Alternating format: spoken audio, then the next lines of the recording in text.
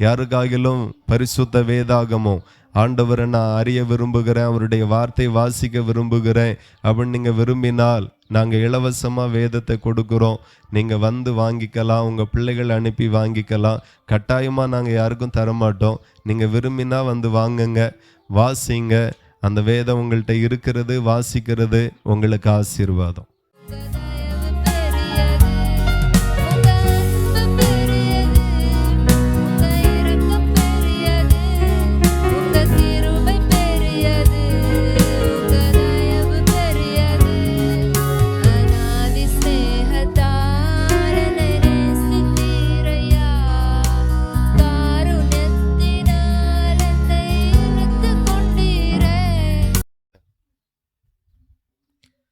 இயேசு கிறிஸ்துவின் நாமத்தில் இந்த பகுதியில் குடியிருக்கிற ஒவ்வொரு குடும்பங்களையும் ஏசப்பாவின் நாமத்தில் நாங்கள் ஆசீர்வதிக்கிறோம்.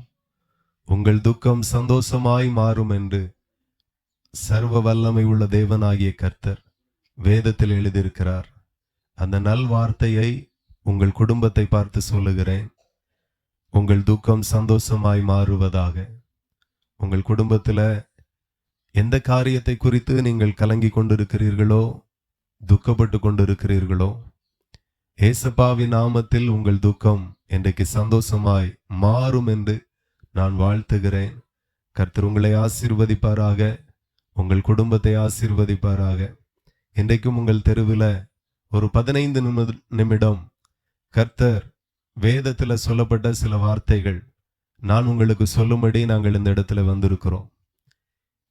ஆண்டவர் வேதத்தில் ஒரு வார்த்தை சொல்லியிருக்கிறார். நீங்கள் புறப்பட்டு போய் சகல சிருஷ்டிகளுக்கும் சுவிசேஷத்தை பிரசங்கியுங்கள் என்று சொல்லி. அதாவது என்ன அர்த்தம் அப்படின்னா, சபைக்கு வருகிறவர்களுக்கு மட்டும் வேதத்தை பிரசங்கிக்காமல், கிறிஸ்தவர்களுக்கு மட்டும் என்னுடைய வார்த்தை பிரசங்கிக்காமல், என்னை அறியாத, வேதத்தை அறியாத, வேதத்தை ஒருபோதும் வாசிக்காத எல்லாருக்கும் போய் நீங்க என்னுடைய வார்த்தையை தெரிவிக்க வேண்டும் என்று ஆண்டவர் எங்களுக்கு கட்டளையிட்டபடியினால் ஆண்டவருடைய அந்த நல்ல பணியை உங்கள் நடுவில் வந்து செய்யும்படி வந்திருக்கிறோம். ஆண்டவர் எப்படிப்பட்டவர் என்றால், அவர் சர்வ பூமிக்கும் வல்லமை உள்ள தேவனாகிய கர்த்தராயிருக்கிறார். அவருடைய வார்த்தை இந்த பூமியில் இருக்கிற எல்லா ஜனங்களுக்கும் போய் சேர வேண்டும் என்கிறதை அவர் வேதத்தில் கட்டளையிட்டு இருக்கிறார். ஆண்டவர் ஒரு மாவட்டத்திற்கு மட்டும் தேவன் அல்ல, ஒரு குறிப்பிட்ட மாநிலத்திற்கு மட்டும் தேவன் அல்ல, அவர் முழு பூமிக்கும் தேவனாயிருக்கிறார். நான் ஏன் இதெல்லாம் சொல்லுகிறேன் அப்படின்னா, ஆண்டவருடைய வேதம் எப்படிப்பட்டது அப்படின்னா, அது ஒரு மனுஷனால் எழுதப்பட்டதா இருந்தால் ஒரு மாவட்ட அளவில் நின்று போயிருக்கும், ஒரு மாநிலத்தின் அளவில் நின்று போயிருக்கும், அல்லது ஒரு சில தேசத்துல ஆண்டவருடைய வார்த்தை நின்று போயிருக்கும். ஆனால் ஆண்டவருடைய வேதம் எப்படிப்பட்டதென்றால், இதுவரையிலும் கிட்டத்தட்ட 1400க்கும் அதிகமான மொழிகளில் ஆண்டவருடைய வார்த்தை மொழிபெயர்க்கப்பட்டு எல்லா ஜனங்களுக்கும் அச்சிடப்பட்டு விநியோகிக்கப்பட்டு வருகிறது. இந்த உலகத்திலேயே அதிகமாய் வாசிக்கப்படுகிற ஒரு புஸ்தகம் உண்டானால் அது கர்த்தருடைய வேத புஸ்தகம் மட்டும்தான். அதிகமாய் விற்பனையாகுகிற ஒரு புஸ்தகம் உண்டானால் அது கர்த்தருடைய வேத புஸ்தகம் மட்டும்தான். உலகத்திலேயே உயிரிடங்களிலே கொண்டு போய் சந்திர மண்டலத்தில் போய் வாசிக்கப்பட்ட ஒரு புஸ்தகம் உண்டானால் அது கர்த்தருடைய வேத புஸ்தகம் மட்டும்தான். கிட்டத்தட்ட 1400க்கும் அதிகமான மொழிகளிலே வேத புஸ்தகம் மொழிபெயர்க்கப்பட்டு எல்லா ஜனங்களுக்கும் அச்சிடப்பட்டு கொடுக்கப்படுகிறது. நான் ஏன் இதை சொல்லுகிறேன் என்றால், ஒருவேளை ஒரு மனுஷனால் எழுதப்பட்ட வேதம் ஆண்டவருடைய வார்த்தையா இருந்தால் அது குறிப்பிட்ட மாவட்டத்துல நின்று போயிருக்கும், மாநிலத்தோடு அந்த வார்த்தை நின்று போயிருக்கும். ஆனால் வேதம் ஒரு மனுஷனால் எழுதப்பட்டதல்ல, அது கற்பனையினால எழுதப்பட்டதல்ல, அது கதை அல்ல, அது சரித்திரம், அது வரலாறு, அது தேவனுடைய வார்த்தை, அது தேவனுடைய தீர்க்க தரிசனம்.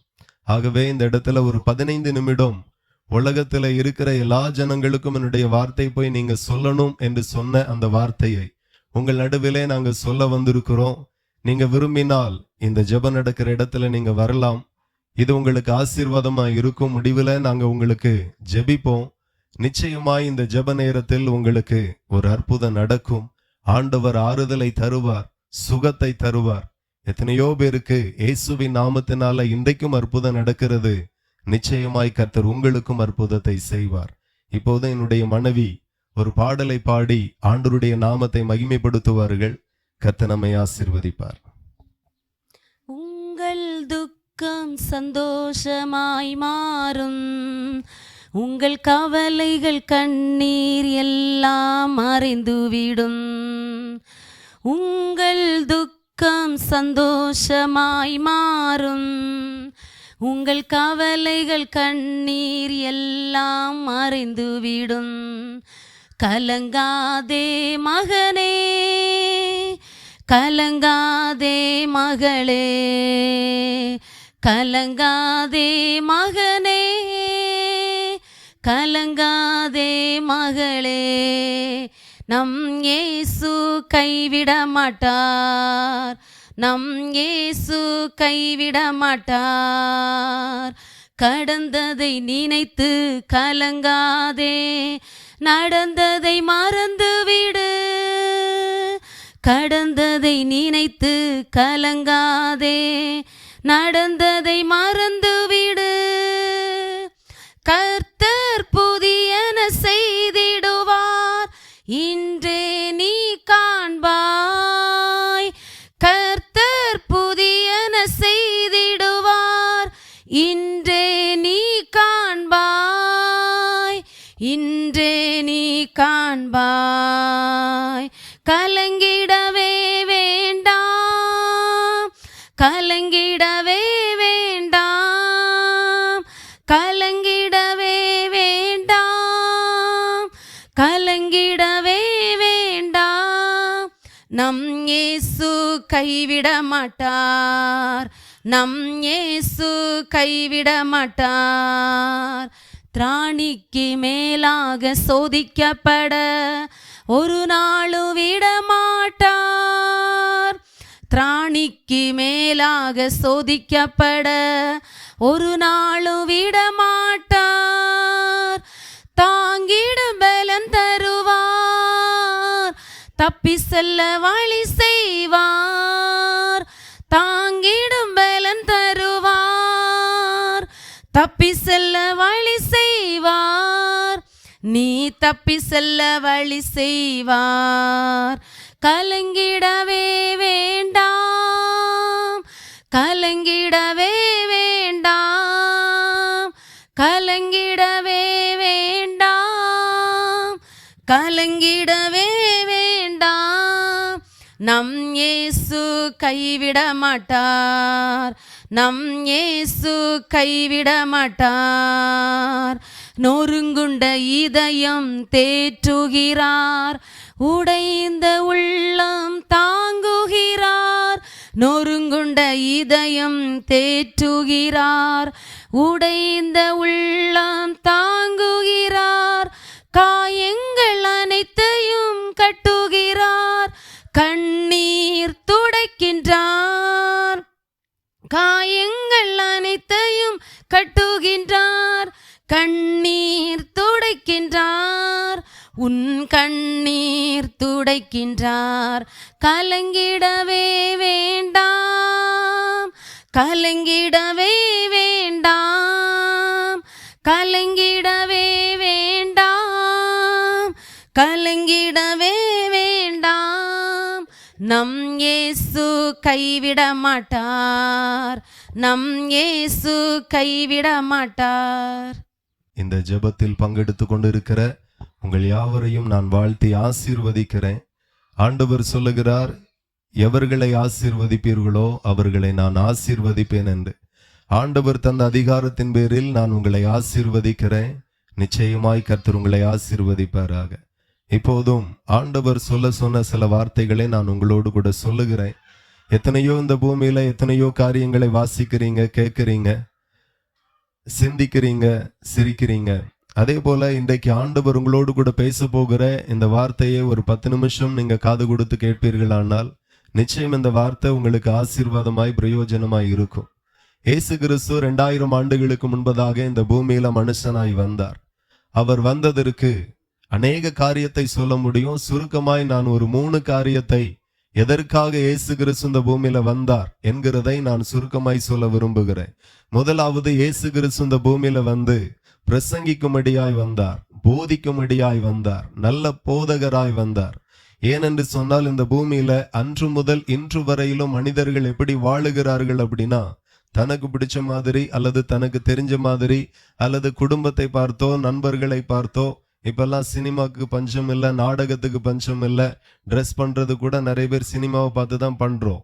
ஆமா, வேட்டியை மடிச்சு கட்டுறதுல இருந்து புடவை கட்டுறதுல இருந்து எல்லாமே சினிமா ஸ்டைல் தான். சினிமாவை பார்த்து தான் வாழ்றோம். நிறைய பேர் டைலாக் பேசுறதும் கூட கோபத்துல பாத்தீங்கன்னா வெட்டு 1 துண்டு 2 அப்படின்னு சொல்லிட்டு சினிமா பாணிலேயே பேசி நிறைய பேருக்கு பழக்கம். அது நல்லது அப்படின்னு சொல்லி நினைச்சிட்டு இருக்கிறாங்க. ஆனால் ஆண்டவர் இதெல்லாம் மனிதர்கள் சினிமாவை பார்த்து நாடகத்தை பார்த்து உலகத்தில் இருக்கிற சில மனிதர்களை பார்த்து கற்று அதையே வாழ்க்கை முறையாக வைத்திருக்கிறாங்க. அதான் நம்ம பிள்ளைகளும் முன் நாட்கள்ல பாத்தீங்கன்னா பிள்ளைகளை முதல்ல குளிச்ச ஊத்தி ட்ரெஸ் பண்ணி தலைச்சிவை பேக் எல்லாம் கொடுத்து அனுப்பும் போது சொல்லுவாங்க, மக்களே ஆமா ஸ்கூல்ல யாரும் அடிச்சா அடி கொடுத்துட்டு வரணும், அடி வாங்கிட்டு வரக்கூடாது. அடி கொடுத்துட்டு வா, அதுக்கு பிறகு அப்பா தாத்தா எல்லாம் இருக்காங்க, ஆமா அவங்களா நம்மளான்னு பாத்துருவோம், என்ன தைரியமாயிரு அப்படின்னு அனுப்புவோம். ஆனா இயேசு கிறிஸ்து இந்த பூமியில வந்து அப்படி சொல்லி கொடுக்கல, அப்படி வாழல. ஒரு கணத்தில் அறைந்தால் மறுகணத்தை திருப்பி கொடு அப்படின்னு சொல்லிதான் ஆண்டவர் தெரு தெருவாய் போய் ஜனங்களுக்கு நல்ல காரியத்தை பேசினார், உபதேசித்தார். அவரும் ஜனங்கள் தன்னை பார்த்து கற்றுக்கொள்ளட்டும் என்று சொல்லி இந்த பூமியில வாழ்ந்த நாட்கள் எல்லாம் அப்படியே தான் வாழ்ந்தார். ஆண்டவர் வேதத்துல சொல்லுகிறார், தாழ்மை உள்ளவனுக்கு கிருபை அளிக்கிற தெய்வமா. தாழ்மையோடு கூட இருப்போமேயானால் அவர் கிருபைகளை அருளுவார்.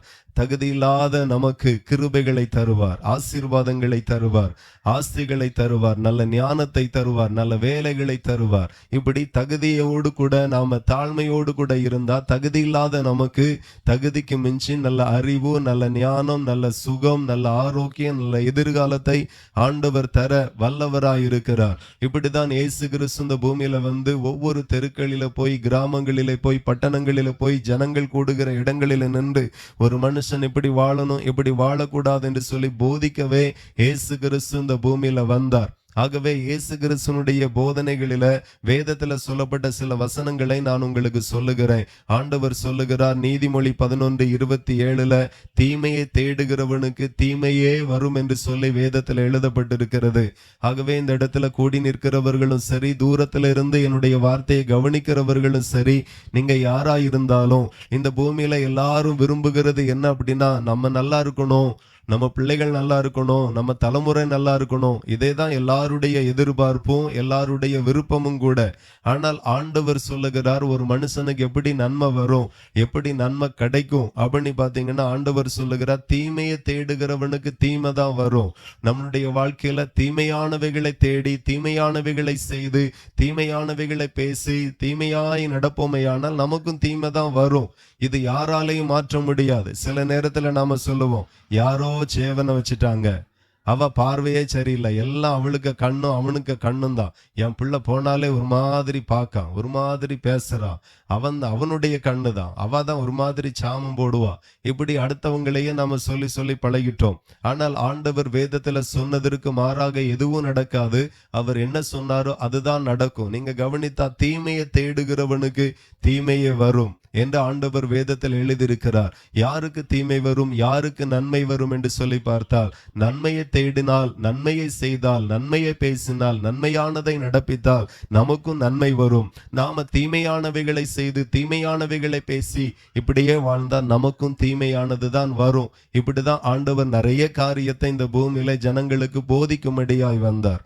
ரெண்டாவது, எதற்காக இயேசு கிறிஸ்து இந்த பூமியில வந்தார் அப்படின்னா, இயேசு கிறிஸ்து இந்த பூமியில வந்து அநேக அற்புதங்களை செய்தார், அநேக வியாதிகளை சுகமாக்கினார், அநேக பிசாசுகளை துரத்தினார். இயேசு இந்த பூமியில வந்ததை சுகமாக்கும்படி வந்தார், அற்புதங்களை செய்யும்படி வந்தார், விடுவிக்கும்படி இயேசு கிறிஸ்து இந்த பூமியில வந்தார். நீங்க கவனித்தீர்களானால் இந்த பூமியில இயேசு கிறிஸ்து எத்தனையோ ஜனங்கள் நோய்வாய்ப்பட்டு பிசாசின் போராட்டத்துல, பிசாசின் பிடியில இருந்த ஜனங்களுக்கு ஆண்டவர் விடுதலையை கொடுத்தார். நானும் உங்கள் நடுவில் இயேசுவை குறித்து ஏன் பிரசங்கிக்கிறேன் அப்படின்னா, நீங்க கவனித்தால் ஒரு காலத்துல சேவனையின் கட்டுகள்ல நாங்க அதிகமாய் பாதிக்கப்பட்டு கண்ணீரோடும் கவலையோடும் வேதனையோடும் வாழ்ந்து கொண்டிருந்தோம். பல பரிகாரங்களை செய்தோம், பெரியவர்கள் சொன்ன அநேக காரியத்தை செய்தோம்.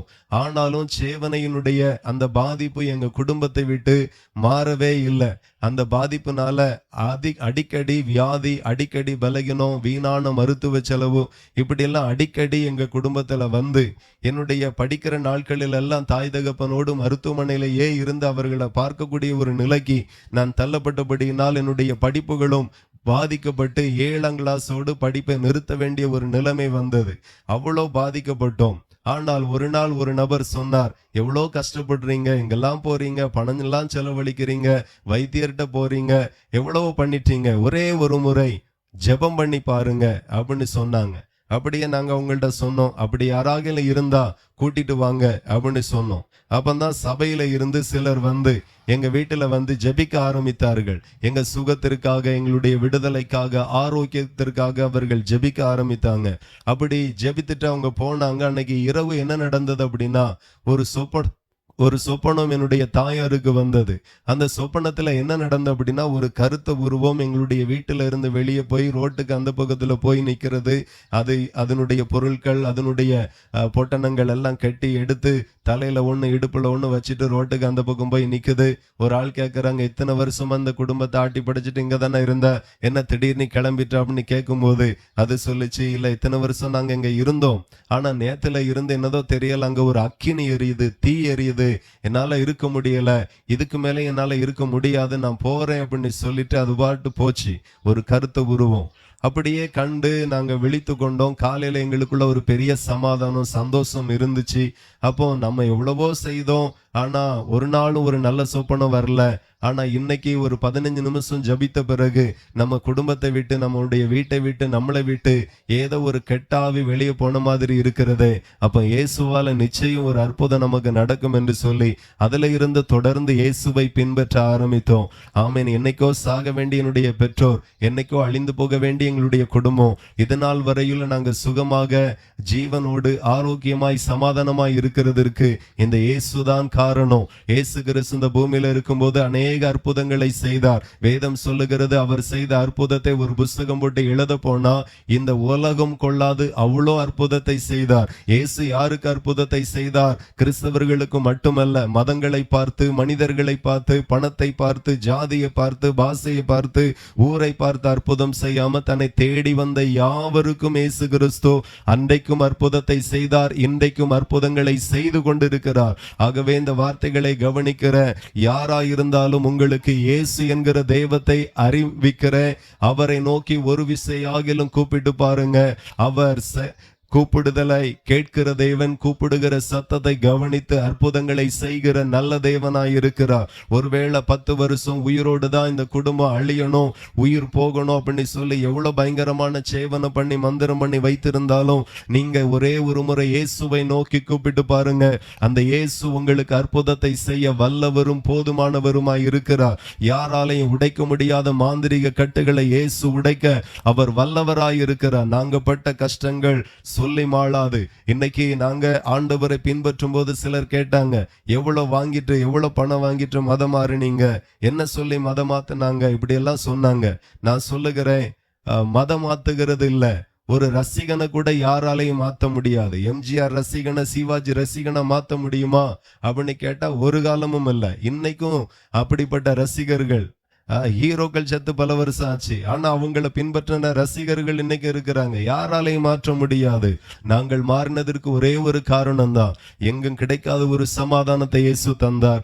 யாரும் உடைக்காத சேவனை கட்டுகளை இயேசு உடைத்தார். அந்த இயேசு இன்றைக்கும் உங்களுக்கு அற்புதத்தை செய்வார் என்று சொல்லி நான் அவரை குறித்து பிரசங்கிக்கிறேன். நீங்களும் கூப்பிட்டு பாருங்க.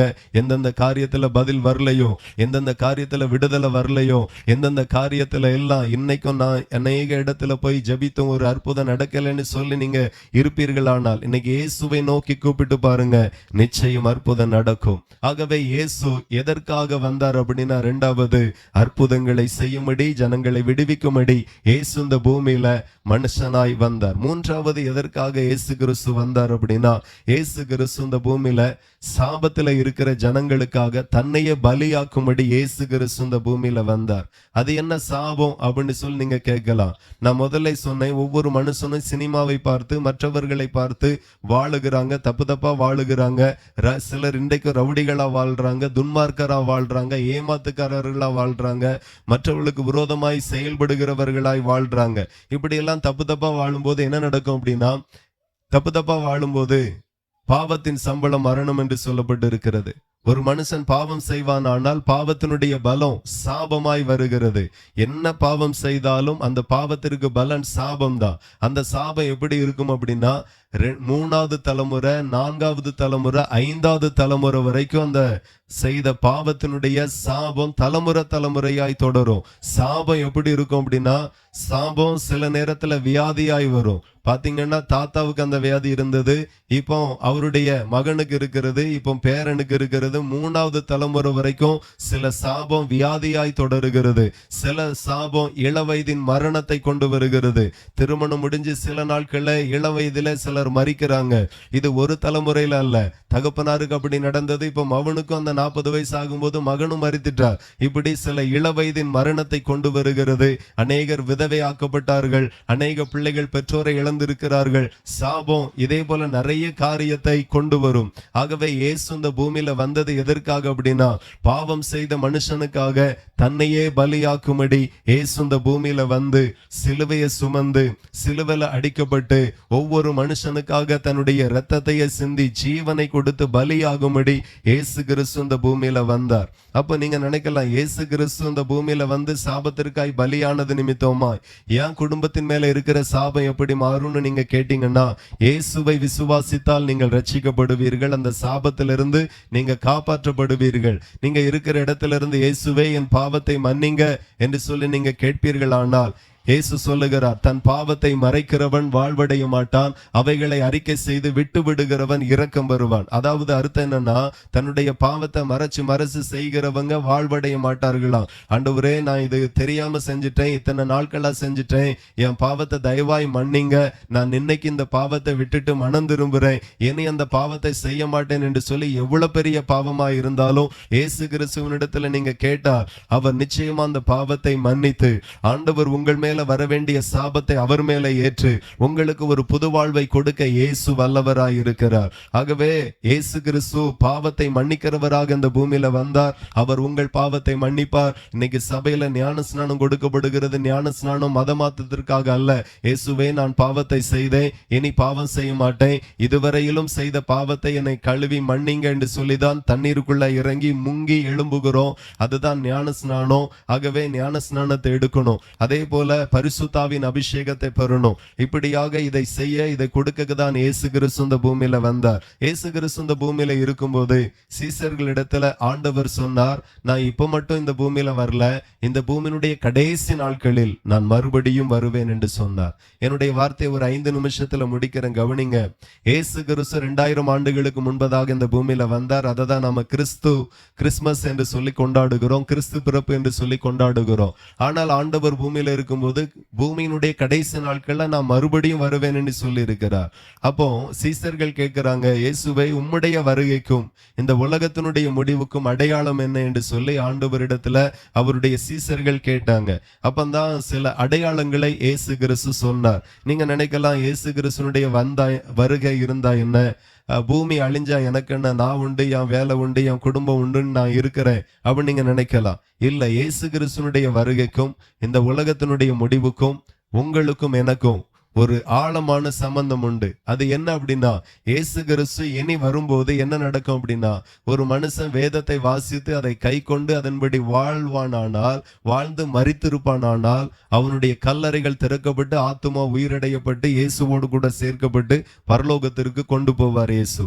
அதே போல ஒரு மனுஷன் உயிரோடு இருப்பானால், இயேசு கிறிஸ்து வருகையில ஒரு நிமிடத்துல, ஒரு நொடி பொழுதுல அவன் மறுரூபமாக்கப்பட்டு இயேசுவோடு கூட சேர்க்கப்பட்டு பரலோகத்திற்கு கொண்டு போகப்படும். வெளிப்படுவார். இந்த காரியம்தான் கடைசி நாட்கள்ல நடக்க போகிறது.